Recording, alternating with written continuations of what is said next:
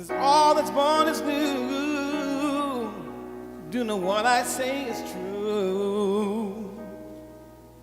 I'll be loving you always. Percy Sutton will be loved always, and today thousands pay tribute to the pioneering New York politician, media mogul, and civil rights activist. The opportunities that my generation has been given were paid for by the hard work and sacrifice of his. Without him, there would be no me. Born to a father who once knew slavery, Sutton grew up on a Texas farm and went on to serve in World War II with the Tuskegee Airmen, the renowned all-black unit of the Army Air Forces. To our departed brothers, Tuskegee Airmen, let's salute. Sutton came home to go to Brooklyn Law School. Percy Sutton being a lawyer, it was at a time blacks couldn't afford them and whites wouldn't use them. He rose to prominence as a civil rights lawyer for Malcolm X. I will aim to be an example in your magistracy by any means necessary.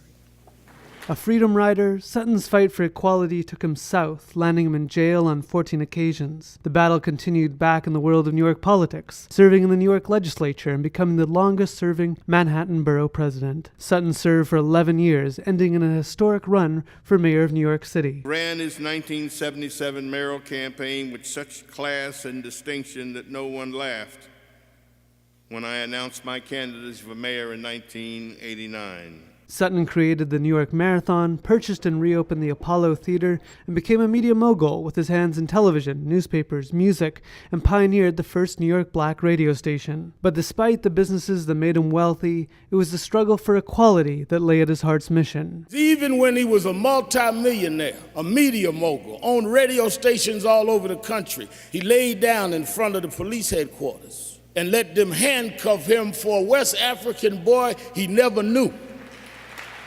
Loved by family, friends, his Harlem community, and his bride of 64 years, his stories in life were lovingly retold, now a legacy for future generations.